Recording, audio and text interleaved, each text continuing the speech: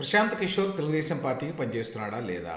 పోయిన డిసెంబర్ 23వ తేదీన ప్రశాంత్ కిషోర్ విజయవాడలో టీడీపీ అధినేత చంద్రబాబు నాయుడు గారిని కలిసిన విషయం తెలుసండి మనందరికీ. ఆ తర్వాత ఆయన ఎక్కడా కనిపించాల. ఇప్పుడు తాజాగా ఒక ఇంటర్వ్యూలో చంద్రబాబు నాయుడు గారిని కలిసిన విషయం గురించి ప్రశాంత్ కిషోర్ మాట్లాడాడు. ఏం జరిగిందో చెప్పాడు. ఒకసారి చంద్రబాబు నాయుడు గారిని కలవండి అని చెప్పి మా ఇద్దరికి తెలిసినటువంటి కామన్ ఫ్రెండ్, ఒక ప్రముఖ లీడర్, పాలిటీషియన్ ఆయన అడిగారు. అయితే ఎవరు ఆ పాలిటీషియన్ అంటే మమతా బెనర్జీ గారు అని చెప్పి అనుకుంటున్నారు. అయితే నేను ఇప్పుడు ఈ ఐప్యాక్ ద్వారా పనిచేయడం లేదని చెప్పాను. ఎందుకంటే ఐప్యాక్లో ఆయన లేడు, ఇప్పుడు బయటకు వచ్చాడు. కానీ ఒకసారి కలవండి చంద్రబాబు నాయుడు గారిని అని అంటే ఆ మూడో వ్యక్తి నేను సరే అని చెప్పి విజయవాడ వెళ్ళాను. అక్కడ చంద్రబాబు నాయుడు గారితో దేశంలో, రాష్ట్రంలో ఉన్నటువంటి రాజకీయ పరిస్థితుల గురించి మాట్లాడుకున్నాం. అయితే నేను ఇప్పుడు గతంలో లాగా ఏ పార్టీకి ఎలక్షన్ స్ట్రాటజిస్ట్గా పనిచేయటం లేదు అని చెప్పాను. అయితే తర్వాత ఈ మీటింగ్ని, అంటే చంద్రబాబు నాయుడు గారితో తాను కలిసిన విషయాన్ని మీడియా వారు చిలవల పలవలుగా చేసి రకరకాలుగా రాశారు. నేను బీహార్లో చేస్తున్నటువంటి పాదయాత్రకి స్వస్తి పలికి ఇదిగో మళ్ళీ రాజకీయ పార్టీల కోసం పనిచేస్తున్నాను అని చెప్పి మీడియా వారు ప్రచారం చేశారు అని చెప్పి ఇంటర్వ్యూలో చెప్పాడండి. ఆ లాంగ్ ఇంటర్వ్యూలో ఈ పార్టీని మీరు ఒకసారి చూడవచ్చు. 23 दिसंबर 2023 को आप आंध्र प्रदेश गए तो सुर्खियां नए सिरे से सजी। हैदराबाद से एक फ्लाइट में टीडीपी महासचिव नारा लोकेश के साथ आप विजयवाड़ा की तरफ गए थे। नहीं, विजयवाड़ा गए थे, चंद्रबाबू नायडू से मिलने गए थे। जी जी। इसलिए कि हमारे हम दोनों के एक कॉमन मित्र हैं जो बड़े नेता हैं, उनका ऐसा मानना था कि एक बार आप उनसे मिल लीजिए। बहुत दिनों से ये मीटिंग पेंडिंग थी, तो मैंने उनको जाकर ये कहा।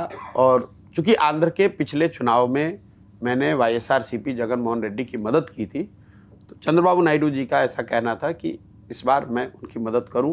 मैंने जाकर मिलकर ये बात स्पष्ट कर दी कि मैंने वो काम छोड़ दिया है, मैं वो काम कर नहीं सकता हूं और मेरी आंध्र के चुनाव में कोई भूमिका नहीं है, ना उनके पक्ष में ना किसी के विपक्ष में। और ये बात मुझे एक हम लोग के जो कॉमन मित्र हैं उन्होंने कहा कि आप मिलकर अगर ये बात बता दीजिए। मैंने कहा मुझे कोई दिक्कत नहीं, मैं जाके मिलकर उनको बता दिया मैंने ये बात। 3 घंटे उनके साथ बैठे, चर्चा की, जो थोड़ी बहुत बात सोशल पॉलिटिकल कंटेक्स्ट में हो सकती थी वो बताया।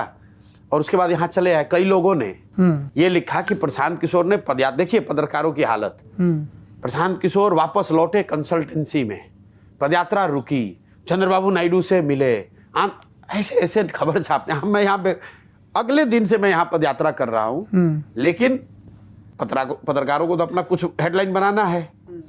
సో ఈ మాటలను బట్టి ప్రశాంత్ కిషోర్ టీడీపీకి పనిచేయడం లేదా, ఆయన టీడీపీకి పనిచేస్తున్నాడు అని వచ్చినటువంటి వార్తలన్నీ అబద్ధాలా? కానీ నిన్ననే హైదరాబాదులో ప్రశాంత్ కిషోర్, నారా లోకేష్ కలిసి మాట్లాడుకున్నారండి. ఆ వార్త కూడా వచ్చింది. మరి దీనికి అర్థం ఏంటి?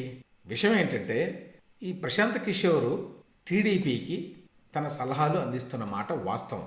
అయితే గతంలో లాగా ఈ ఐప్యాక్ లాంటి ఒక పెద్ద టీంని పెట్టుకొని ఫుల్ టైం టీడీపీకి పనిచేయడం లేదు.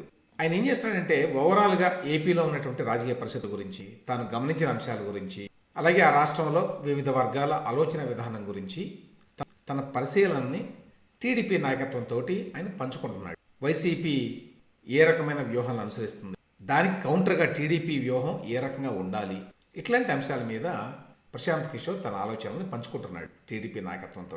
అయితే ఏమిటంటే తాను మళ్ళీ ఫుల్ టైం స్ట్రాటజిస్ట్గా, ఎలక్షన్ స్ట్రాటజిస్ట్గా ఉండబోవడం లేదు అని చెప్పే ఉద్దేశంతోనే ఇదో ఇంటర్వ్యూలో ప్రశాంత్ కిషోర్ ఇట్లా మాట్లాడాడండి. నేను టీడీపీకి పనిచేయడం లేదు అని. ఎందుకు అట్లా మాట్లాడాడు అంటే బీహార్ రాజకీయాల్లో ప్రవేశించే ఉద్దేశం ఉన్నది ఆయనకి. అందుకోసం అని చెప్పి అతను ఆ రాష్ట్రంలో జన స్వరాజ్ అనే పేరుతోటి ఒక పాదయాత్ర చేపట్టాడు.